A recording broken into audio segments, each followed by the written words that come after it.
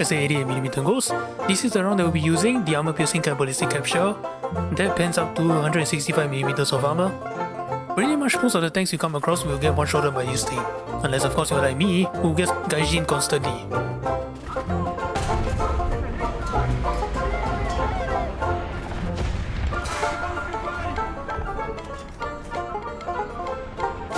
So you shot me on the right side and then you somehow got my driver.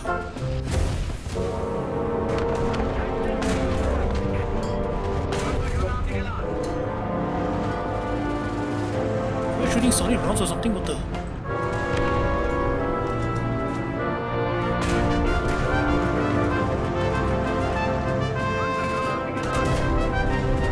Get the fuck out of here, buddy. Oh dear. Yeah, I'm not posing that.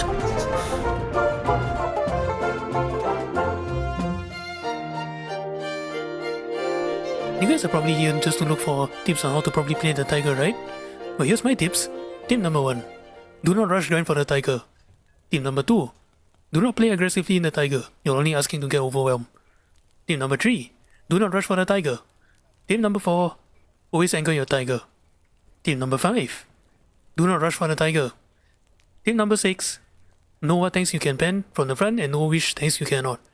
And tip number 7. Do not rush for the tiger! Hey guys, it's Jim here. Now welcome back to another episode of Heroes and Generals, but it's warthunder. And again, really sorry that I disappeared from warthunder for a month instead of continuing on the series. And truth to be told though, I was actually playing the Tiger H1 for a video for quite some time. And I wasn't able to get any good footages or videos about this thing. And the reason is that so many things happened like in just the last month. Like firstly, the Tiger H1 went back up to 5.7. Now I know they did this because so many other vehicles has been going up a battle rating as well, so that the German World War II tanks can stop facing the post-war tanks and don't really care about the gun and all. But the thing is, there are some vehicles like the Pershing, the American and the Italian one, as well as like IS-2, they all got bumped up to 6.7 as well. So it got to the point where almost every single match I got into playing in the Tiger H1 was my max up tier of 6.7. And again, I need to reiterate and clarify something. I'm not exactly like those content creators who can get a nuke in this thing, and the reason is that they more or less have map knowledge. And I do not. I'm one of those guys who just drive like a madman, just shoot whoever I see. If I find a good spot to hunker down, I'll use good spot to hunker down, and end of story. So yeah, I'm not exactly something I should be trusted in this thing when it goes up to 6.7. And then the other issue is that, again, my computer just constantly blacking out, crashing and whatnot, burning up, to the point where me running War Thunder, sometimes I actually smell something burning coming from my computer. It's really that bad. Now maybe those two problems are not the issue and well, anyway, we move out of the tank destroyer line in Heroes and Generals and now we are going into the heavy tank. Oh joy, I just realized. The Tiger 2H is next. Anyway, you cannot make a World War II game without a Tiger 1 somewhere in the mix. And Heroes and Generals is no exception. However, they didn't quite specify as to which Tiger 1 it was, so I had to dig up some files and see which Tiger 1 it was in Heroes and Generals, and then of course, I noticed this. So that means in War Thunder, the Tiger H1 is the closest to what Heroes and Generals is actually using. So how does this compare to the one in Heroes and Generals? Well, let me break it down to you and then maybe we can decide. Assuming you already know how the Tiger in Heroes and Generals actually work. Now first things first, armor. 102mm of upper front plate right here that has zero angle whatsoever. And yes, at battle rating 5.7, worst case scenario, you get up there to 6.7. Pretty much any tank you come across can easily chew right through this. And this is not something easy to miss. And so please, anybody who's playing the Tiger, especially if you're new to this game, for the love of God and all that is holy, angle your Tigers. So yeah, once you angle your Tiger, basically using this corner to point at the enemy, you can basically make this thing almost as thick as 138mm of armor. Not a lot of guns can actually go right through this. Just be careful if you get up here, of course. And if you're worried about your sights, not to worry, 82mm right here. If you angle like something like this, yeah, again, they're not getting through this anytime soon. However, be very careful of this thing. 62mm plate right here, that even though at an angle, even the Sherman 76mm can actually punch right through this. So this is something you need to be very careful of. As well as, of course, if you come across a tiger that isn't angled, try not to shoot areas like this, because yeah, 104mm variable thickness armor right here, and then there's a 90mm plate behind it. Yeah, you're not getting through this anytime soon, man, honestly. And then moving up the turret armor. And of course, this is one way to tell that Gaijin is actually listening to you guys in a small way. They buffed the turret armor. They made this thing variable thickness. And I said it before and I say it again. Variable thickness armor is probably the most broken armor type I've seen in War Thunder, ever. One minute you're looking at something as thick as 90mm, the next you're looking at something as thick as 205. Yeah. So what you can do is angle, or just wiggle, move your tank back and forth. They hit this thing at a very weird angle. Yeah, they're not getting through this anytime soon. Here's another spot you need to be very careful of. Your commander hatch. That makes me wish that the Tiger that Heroes and Generals use is the later War E variant, not the Tiger H1 variant. But yeah, this is something you need to keep in mind because any players in the know, especially those with armor piercing with explosive filler in them, can actually shoot this, penetrate it, and then take out your commander and your gunner. And if you're thinking, I have bushes, I can just hide this, right? From my experience playing the Tiger Porsche, the Tiger that's basically the Jumbo Tiger, with additional armor on the upper front plate, yeah, that's not going to happen. And then moving on, the firepower on this thing, this is the 88mm KWK-36. And if I'm not mistaken, this is actually based on the Flag 36, hence the 36 number, the anti-air solution that the Germans rely on whenever they come across a tank they cannot penetrate. As the 88mm goes, this is the round that we'll be using, the armor-piercing ballistic cap shell. That pans up to 165mm of armor, with 64 grams of explosive mass. Germans, T-34s, Comets, pretty much most of the tanks you come across will get one-shotted by this thing. Unless of course you're like me, who gets Gaijin constantly. Anyway, if you're wondering, why not use this shell? Armor-piercing ballistic cap shell that only pans up to 153mm of armor, because it was making up for the fact that it has 168 grams of explosive mass. Like sure, if you penetrate the enemy tank, they are not going to be alive for very long. But the thing is, considering how often I actually got up to 6.7 and whatnot, there are moments where I wish my rounds could actually penetrate a little bit more. So if that's the case, I'm just gonna use this. And not to mention again, 64 grams of explosive mass is more than enough to one-shot most tanks you come across. So there's that. And moving on, the other aspects of the gun, you can carry up to 92 rounds of ammunition. Please bring less shells because this looks like an explosive accident waiting to happen. And of course, as we all know, less shells means lesser chance of getting ammo rack. And then reloading rate, 8 seconds. Now granted, I'm running expert crew on with maxed out weapon reloading and half level leadership. But I will say that, 8 seconds is actually not too bad for something like an 88mm, but yeah, 8 seconds is more than enough for the enemy to push out after you fire. Vertical guidance, negative 8 gun depression, which, it's not too terrible. Sometimes I wish it's negative 10 instead. Just that one thing to keep in mind though, when you angle your tank, be very careful of this thing right here. This is a smoke grenade launcher that was fitted onto the hull of the tank. The thing is, they're not in use at all. And yes, sure, it says smoke grenade launcher times 6 up here. The thing is, the times 6 is up here on the turret. These 3 cylinders on each side is the smoke grenade launchers, not these things on the hull. And why does this matter? If you point your gun directly above these smoke grenade launchers, your negative 8 gun depression becomes negative 2. Turret rotation speed 11 degrees a second. It's not too bad, but there will be moments where you wish your turret could turn a little bit faster. And finally, no gun stabilizer, but the gun doesn't really seem to bounce nearly as much, so yeah, it's not a big deal. And so there you have it, this is the Tiger 1 in War Thunder. So how does this compare to the one in Heroes and Generals? If I'll be perfectly honest though, I can't really decide between the two. Not because I'm being lazy or anything, but both tanks in both games are actually pretty solid in their own style. War Thunder, the gun, the firepower and the armor actually works when you angle. In Heroes and Generals, not so much, but it is still pretty tanky, and shooting stuff like the commander hatch and the turret armor and whatnot isn't really going to do anything to the Tiger, so... But in the end, if I have to pick one, I'd say maybe the Tiger one in War Thunder, mainly because the whole armor actually works. But anyway, that's all I gotta say about the Tiger 1. Now let's take this thing on the battle, and hopefully I'm not gonna be the guy who contributes into bringing this thing back down to 5.3.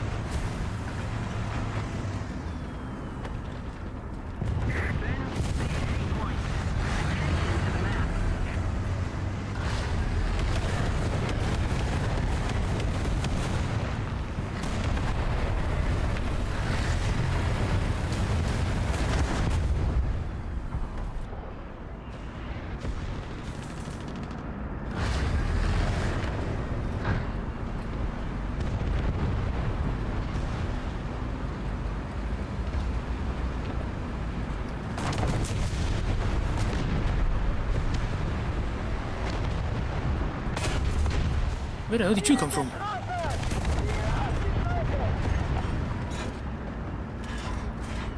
Panzergranate geladen.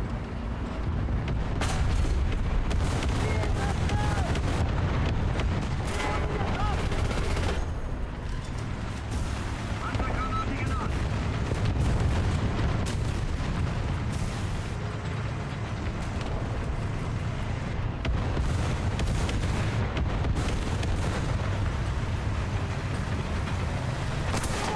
Oh.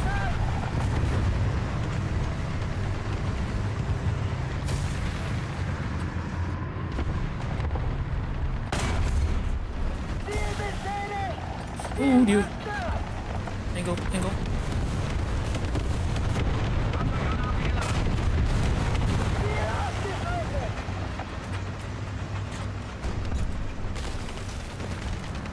Panzergranate geladen.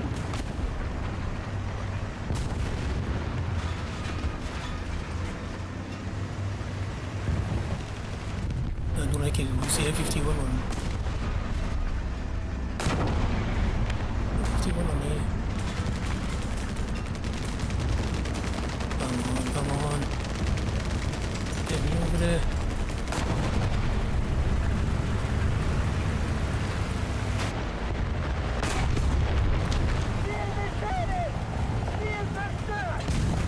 Now, where is your friend? I know you have somebody with you.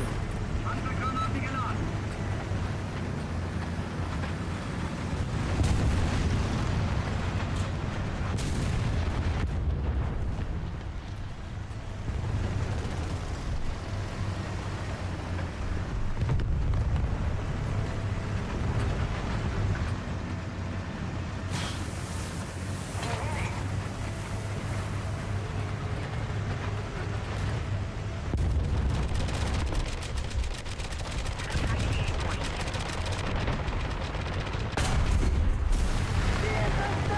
I got you, homie.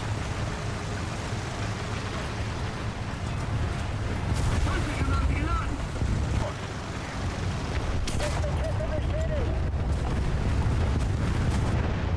Panzer, 10 Uhr. Entfernung 450 Meter. He had to end.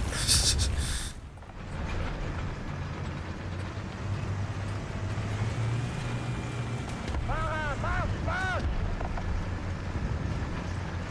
The white forces have captured a zone.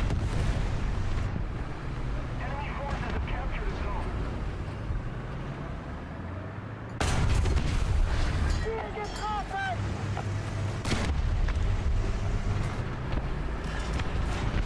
Panzergranate geladen! And also, screw you Gaijin for adding so many fucking howitzer based vehicles, man. Just why? You don't even use them like howitzers.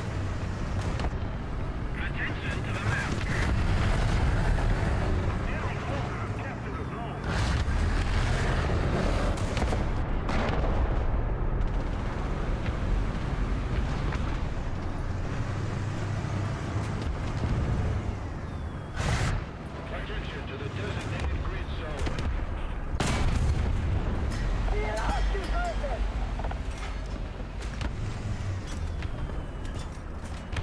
Panzergranate geladen. Oh, right. Variable thickness. I can't penetrate that anymore. Not in a million fucking years.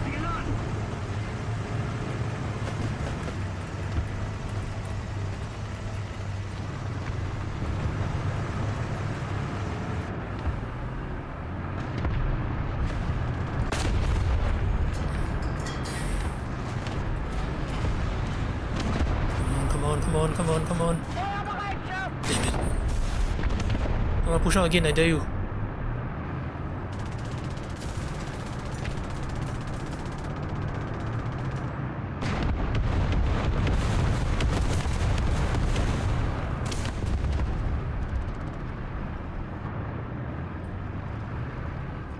Fahrer, vorwärts, auf!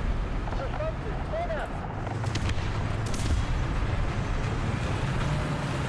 Fahrer, auf! Get the shit out of here, dude.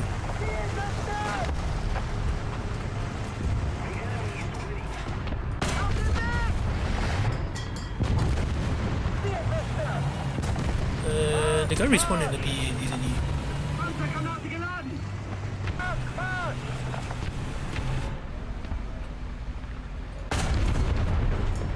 I need to fucking stop doing that. Panzergranate geladen! Ziel ausgeschaltet!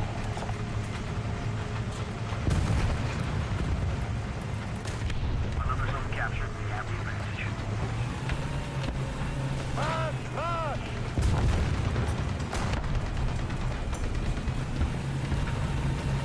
Kraftfahrer, Marsch, Marsch!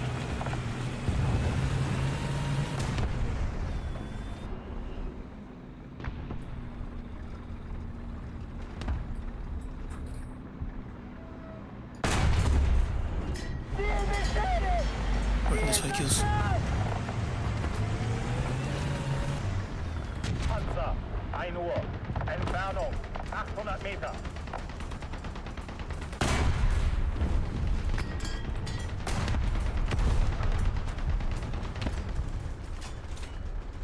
Panzergranate geladen. How the hell? Panzergranate geladen. Ziel zerstört. You know what? No, don't question it. Panzergranate geladen.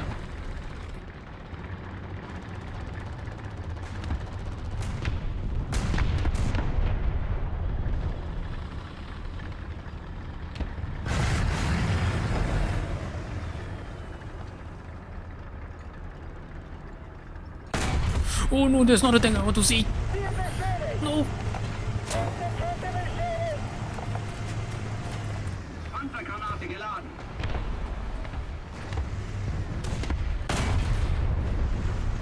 Getroffen! Ziel ausgeschaltet! Attention to the designated grid zone. Panzergranate geladen! Panzergranate geladen.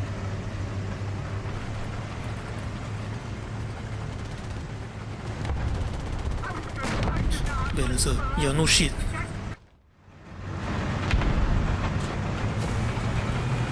Kraftfahrer, Marsch, Marsch!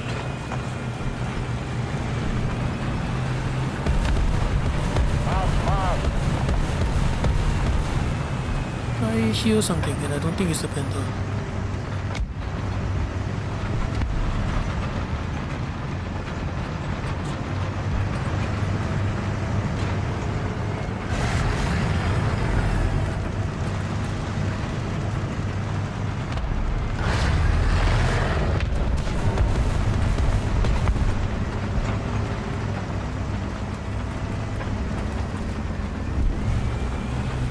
Fahrer, Marsch, Marsch!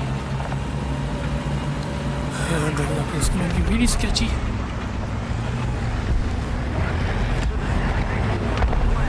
Marsch, Marsch! Kraftfahrer, Marsch, Marsch!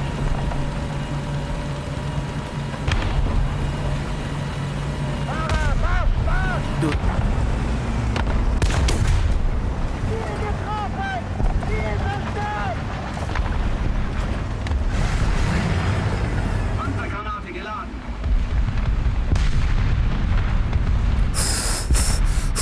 go away, smoking, go away. Ziel ausgeschaltet!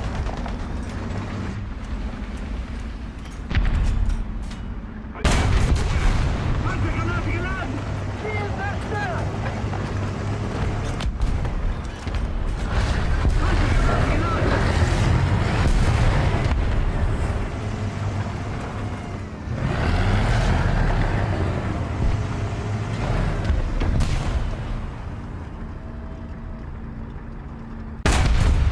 Sprenggranate laden!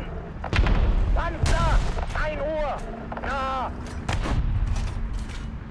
Sprenggranate geladen! Damn it. Panzergranate! Laden!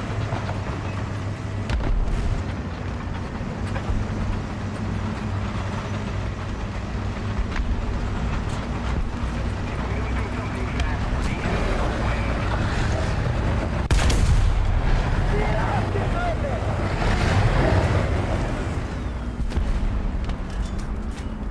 Panzergranate damn it, god damn it, god damn it. There's a Soviet diesel engine to my right, to my left.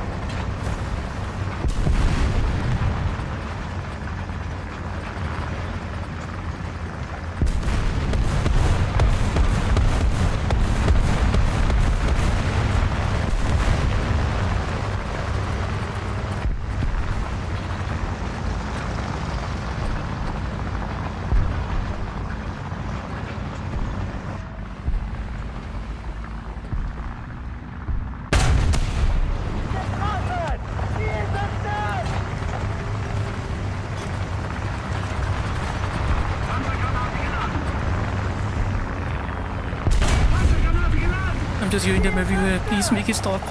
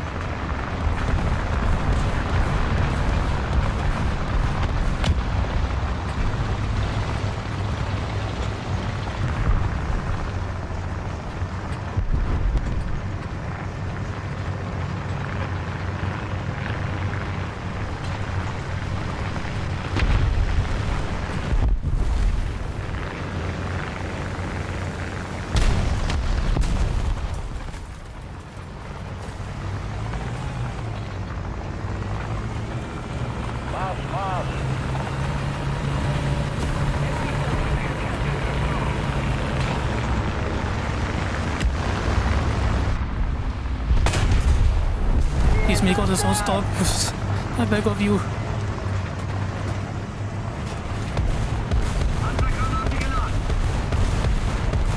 I swear.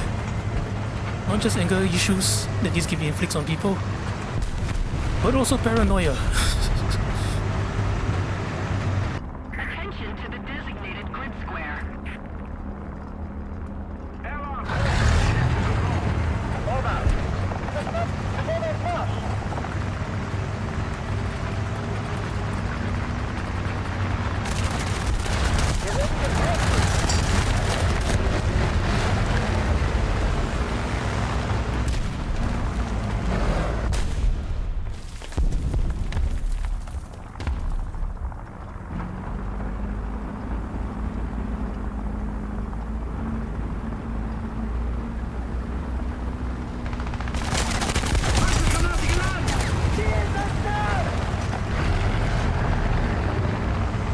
Is there a second one lying down low? I think there is.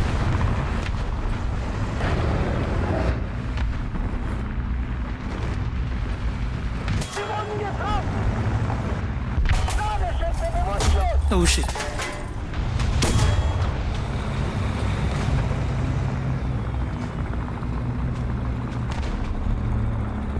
This is the part where I die.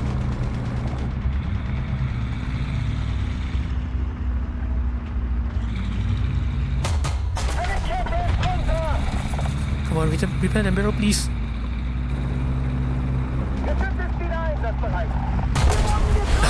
Damn it. Designated grid square. Unexpected threat in my ass, man.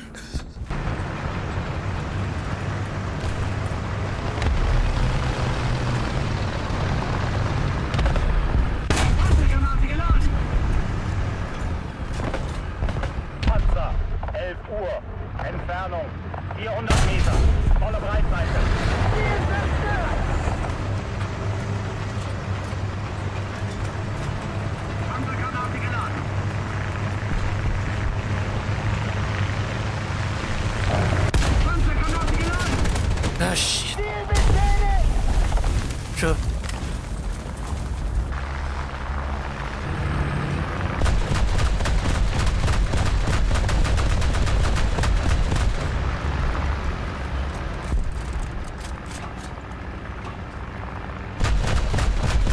Gewonnen getroffen!